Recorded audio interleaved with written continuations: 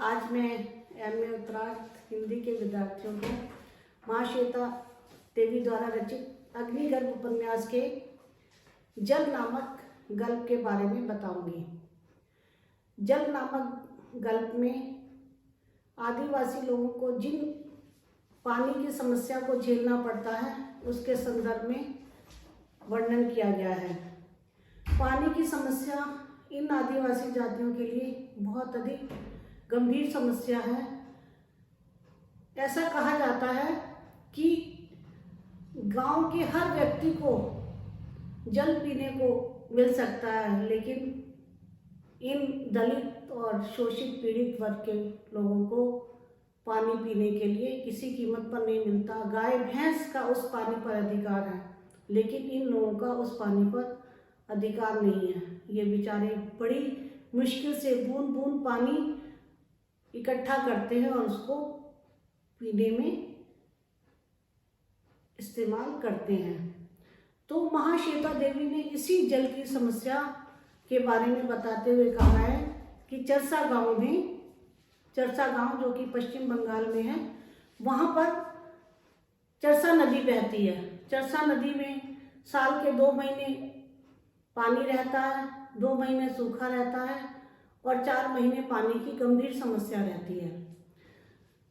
ऐसे में इन गरीब लोगों को सरकार पानी की समस्या के लिए रिलीफ देती है और रिलीफ गांव के एक व्यक्ति के पास आती है जिसका नाम संतोष पुजारी है। वह इन रिलीफ के पैसों से बहुत सारे कुएं खुदवाता है, लेकिन उन कुओं का पानी केवल उच्च जाति के लोग ही प्रयोग कर सकते हैं। गांव में एक बूढ़ा व्यक्ति है जिसकी उम्र लगभग 80 वर्ष की है। वह डोम जाति का है, उसका नाम मघई है। मघई को एक विशेष गुण प्राप्त है कि वह नीचे से जल का स्रोत, भूमि के नीचे से जल का स्रोत पता लगा सकता है और इसी गुण के कारण जब भी रिलीफ का पैसा आता है तो संतोष पुजारी उसके पास जाता है और कहता है कि उसे पानी के स्रोत का पता बता दो जिससे कि वो कुआं खोद सके। तो मघई की विडंबना यह है कि वह हमेशा जल के स्रोत का पता बताता है और स्वयं प्यासा रह जाता है, उसकी जाति के लोग प्यासे रह जाते हैं और इसकी पीड़ा उसे ऐसे है जैसे कि किसी ने संतान को जन्म दिया हो और उस संतान का सुख ना देख पाए। तो वो क्या उसके पास विशेष गुण है जिसके कारण वह ये पानी के स्रोत का पता लगाता है। तो यहाँ पर लेखिका लिखती हैं, रात भर उपवास कर सवेरे स्नान कर धुला कपड़ा पहनता, पलाश के पत्ते पर चावल घी चीनी लेता, मंत्र पढ़ता और चलता रहता। उसके बाद जहाँ रुककर अंजलि खोलकर चावल छिड़कता, वहाँ डायनामाइट से उड़ा देने पर पानी निकल पड़ता, कुआं बन जाता। ये उसमें विशेष गुण था। तो इस बार फिर से रिलीफ के पैसे आते हैं और संतोष पुजारी जाकर कहता है कि मघई आप जो है पानी का स्रोत बता दीजिए। तो उसका बेटा धूरा, क्योंकि वो बड़ा हो चुका है और इस अन्याय को सहन नहीं कर पाता और मना करता है कि मैं पानी के स्रोत का पता नहीं बताऊंगा। तो वो कहता है कि क्या तुम्हें पीने को पानी नहीं मिलता? तो धूरा कहता है, हाँ, डोल चमार चंडालों को पानी नहीं मिलता। तो संतोष पुजारी कहता है, पानी के बिना कीड़े मकोड़े तक नहीं जिंदा रहते, तू पानी के बिना जिंदा है धूरा? तो धूरा कहता है, ना, चरसा की छाती फोड़कर सोता निकालते हैं, उसमें रात भर पानी जमा होता है, उस पानी का हमें पता है, पंचायती कुआं, सबका कुआं, उससे पानी नहीं मिलता। दिन में तुम लोग गाय भैंसों को नहलाते हो, यहाँ से रखवाला लाठी लेकर भगा देता है, रात को जाए तो बाल्टी की आवाज सुनकर तुम कुत्ते लगा देते हो। पानी के लिए ठाकुर रात में चोरी करनी पड़ती है, फिर भी धूरा गुस्से में भरा रूखी आवाज में कह रहा था, फिर भी सारे कुएं मेरे बाप ने दिखाए थे, उससे बने थे। लेकिन डोम जाति का वृद्ध मघई अपने बेटे की बात को मानते हुए भी पूरी तरह सहमत नहीं हो पाता और कहता है कि उसे पुरखों ने जो सम्मान दिया है, जो उसे पुरखों से मिला है, वह अपना कार्य अवश्य करेगा और इस तरह से वह पानी का स्रोत का पता बता देता है।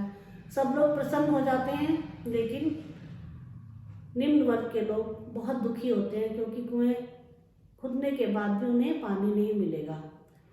इसी के साथ स्कूल में एक शिक्षक है जितेंद्र माहिती। जितेंद्र माहिती, उन्होंने स्वतंत्रता संग्राम की लड़ाई में बहुत भाग लिया है। वो देश में कुछ परिवर्तन देखना चाहते हैं। आज़ादी के बाद उन्हें बहुत उम्मीद है, लेकिन बड़े दुख की बात है कि प्राइमरी स्कूल में निम्न जाति के बच्चे कभी कभी पढ़ने आते हैं, प्राय वो मछलियाँ पकड़ने चले जाते हैं, कभी भेड़ बकरी चराने चले जाते हैं, कभी चरसा नदी में कूदने चले जाते हैं, इत्यादि कार्य करते हैं, लेकिन पढ़ने की तरफ उनका ध्यान नहीं हो पाता। और जो अच्छे परिवारों के बच्चे हैं, जो उच्च जाति के बच्चे हैं, वो अच्छे स्कूलों में पढ़ते हैं। इसी बात से जो है जितेंद्र माहिती को बहुत अधिक पीड़ा है। लेकिन एक दिन मगही से बात करने के समय उन्हें पता चलता है कि दोनों ही पीड़ित हैं अपने अपने तरीके से, और जब दो लोग एक पीड़ा को झेल रहे होते हैं तो शायद उनमें कुछ नई चीज सामने उभर कर आती है। और यही होता है, जितेंद्र माहिती और मगही मिलकर एक नया रास्ता निकालते हैं और ये कहते हैं कि हम जो है नदी पर बाड़ बनाएं, तो हम नदी पर बांध बनाएंगे। और बांध बनाने की तैयारी हो जाती है। बहुत अधिक प्रयास करके सभी लोग मिलकर बांध बनाने की तैयारी करते हैं। संतोष पुजारी को इस बात से बहुत अधिक कष्ट होता है।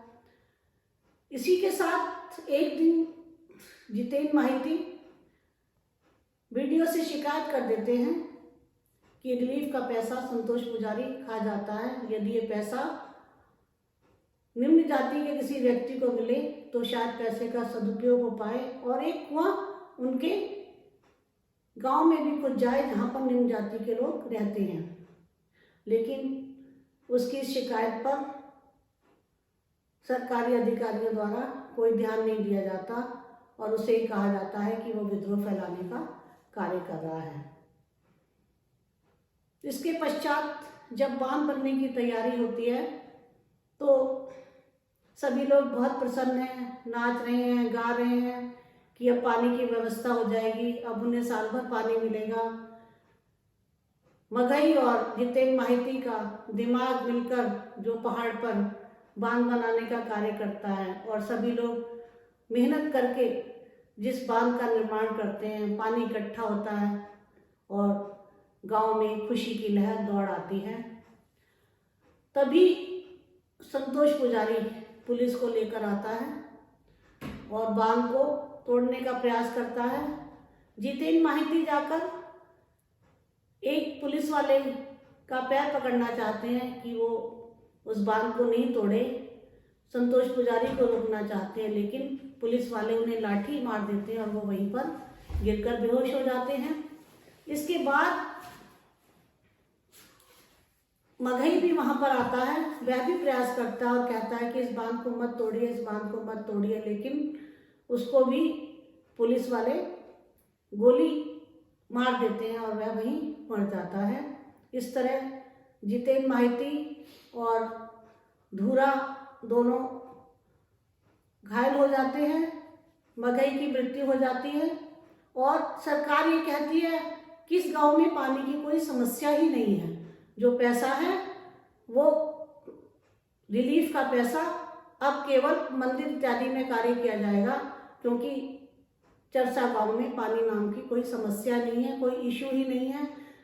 इस प्रकार पानी की समस्या ज्यों की त्यों रह जाती है और जो प्रयास करने वाले लोग हैं, जो इस समस्या से जूझना चाहते हैं, लड़ना चाहते हैं, उनका बड़ा दुर्भाग्यशाली अंत हो जाता है और सारी समस्या फाइलों में कैद होकर रह जाती है। इस प्रकार लेखिका ने जल नामक गल्प के द्वारा हमारे देश में ऐसे गांव में होने वाली समस्या को प्रस्तुत किया है जिससे कि हम सब सोचने पर विवश हो जाएंगे कि आज़ादी के बाद भी हमारे देश में इस तरह की समस्या हो सकती है।